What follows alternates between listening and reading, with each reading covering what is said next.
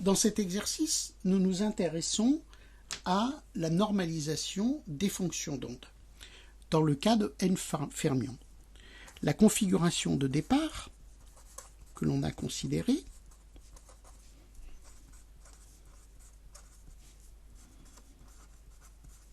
consiste à mettre les fermions dans les différents états psi de alpha 1 tensoriel, psi de alpha 2 pour la deuxième particule, jusque l'état pour la particule grand N, psi de alpha grand N. Ce que me dit le principe de Pauli,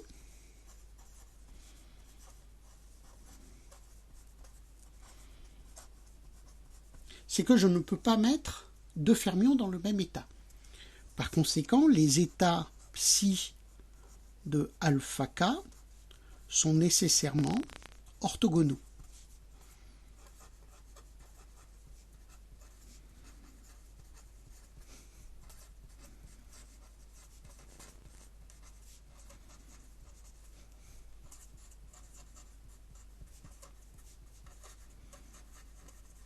Deux à deux. Et je vous rappelle que ces états sont en fait les états propres du hamiltonien petit h à une particule. Maintenant, la fonction d'onde, ou l'état à n particules, physiquement acceptable,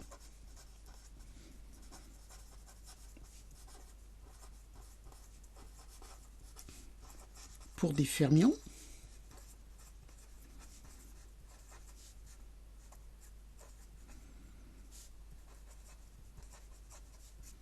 me demande de antisymétriser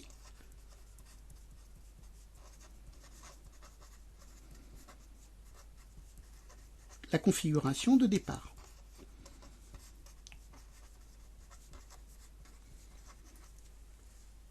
Cela correspond à la formule qui est donnée dans le polycopier sous la forme d'une fonction d'onde psi pour ces n fermions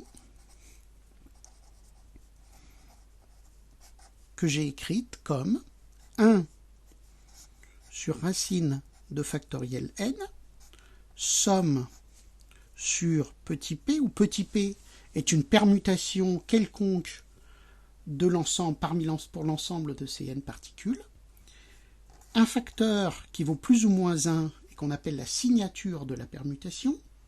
Si la permutation est une simple transposition de deux particules, la signature vaut alors moins 1.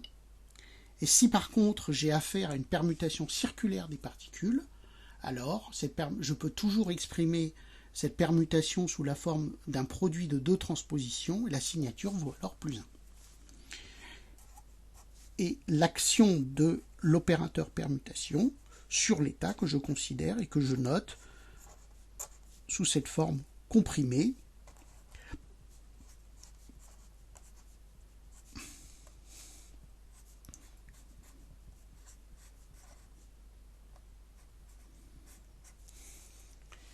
Maintenant, cet opérateur grand P que j'ai ici, c'est un opérateur qui est hermitique.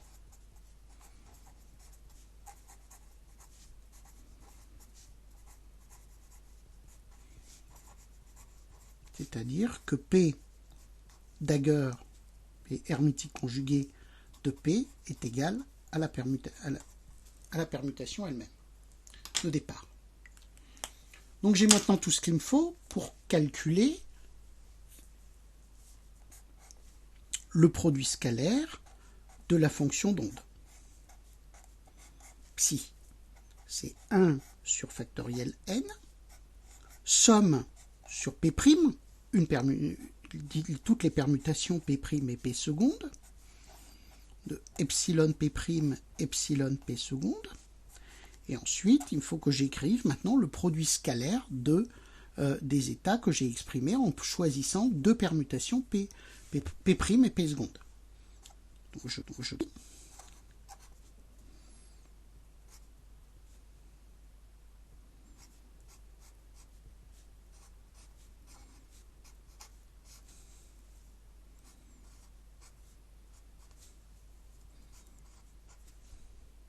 P de P', donc ça c'est le premier terme à gauche, que multiplie le terme à droite, petit p, p seconde, agissant sur le ket avec les n particules, psi de alpha 1, particule 1 dans l'état alpha 1, jusqu'à la particule n dans l'état psi de alpha n.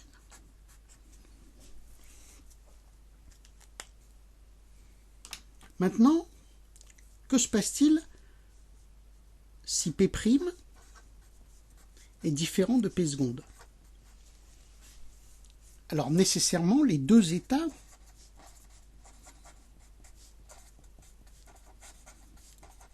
à gauche et à droite du produit scalaire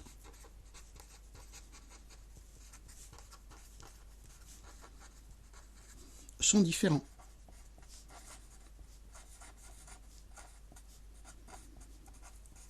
Au moins dans la répartition de deux particules.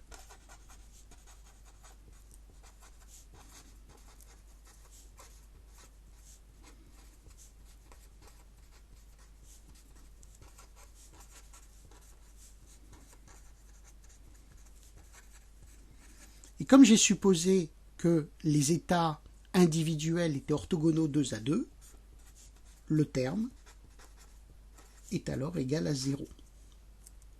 Si maintenant P' est égal à P seconde,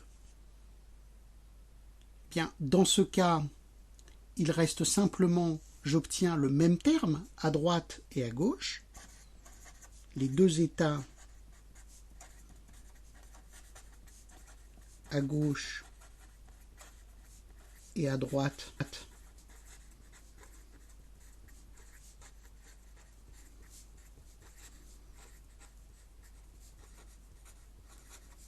sont identiques.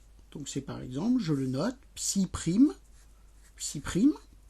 et ça vaut 1.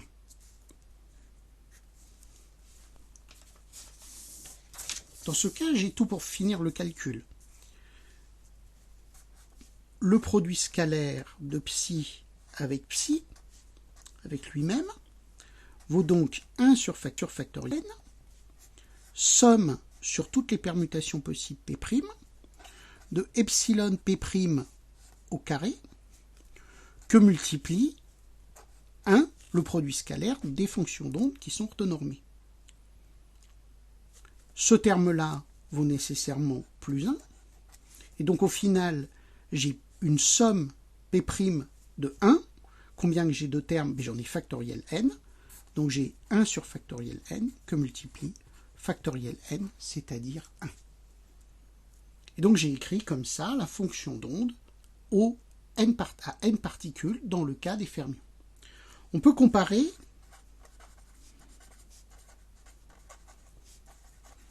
cette écriture, l'écriture de cet état, avec l'état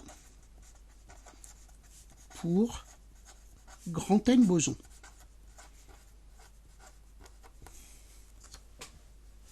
Dans ce cas, la fonction d'onde grand psi pour des bosons s'exprime comme un facteur C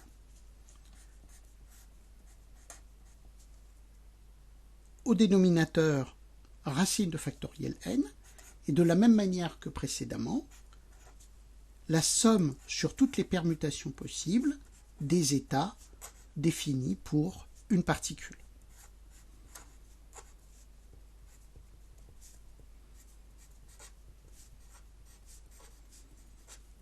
Et j'obtiens bien une configuration qui est symétrique dans l'échange des particules, dans les permutations des particules. Un point important, c'est qu'il est possible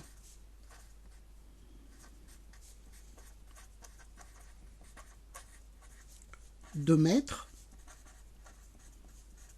plusieurs bosons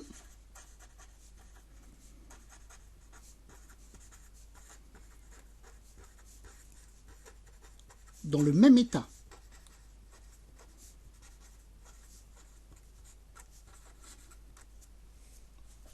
Donc, les états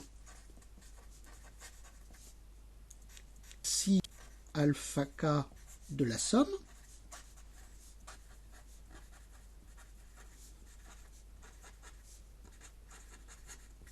peuvent être identiques avec une population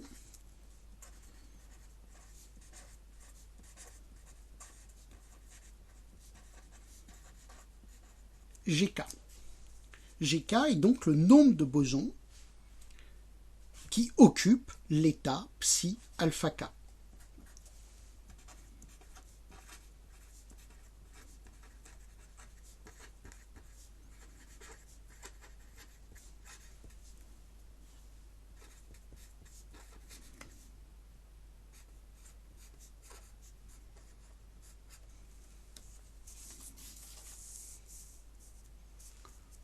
On voit maintenant une grande différence si je traite les particules de façon statistique.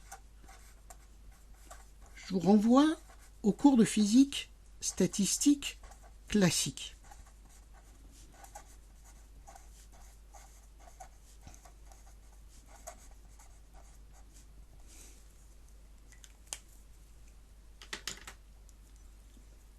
Ce que vous faites dans ce cours, c'est de compter les états possibles ou les états occupés par les n particules qui sont dans ce cas discernables.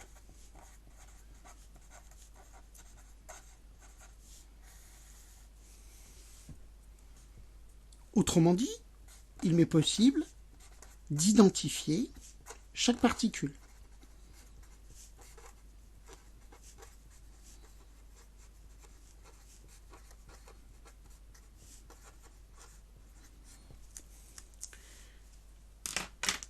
La situation sera complètement différente quand on considérera la physique statistique, cette fois-ci appliquée à des fermions ou des bosons, ce qu'on va appeler la physique statistique quantique. À ce moment-là, puisque les particules deviennent indiscernables, seul compte la donnée de l'occupation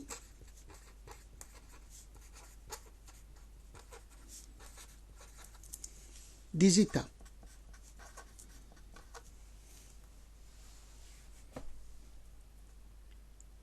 C'est-à-dire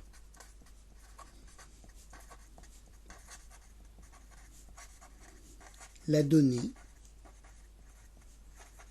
des populations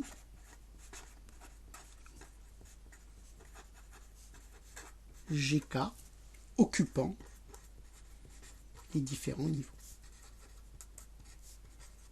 ou les différents états. Et donc ça va conduire, comme on l'a vu, du fait de la dégénérescence induite par la symétrie d'inversion, de permutation des particules, à des répartitions qui vont être complètement différentes, et donc à des régimes de physique statistique où cette fois-ci, la physique quantique va également intervenir compte tenu en fonction de la nature fermion ou boson des particules, et c'est ce que vous verrez l'an prochain dans le cours de M.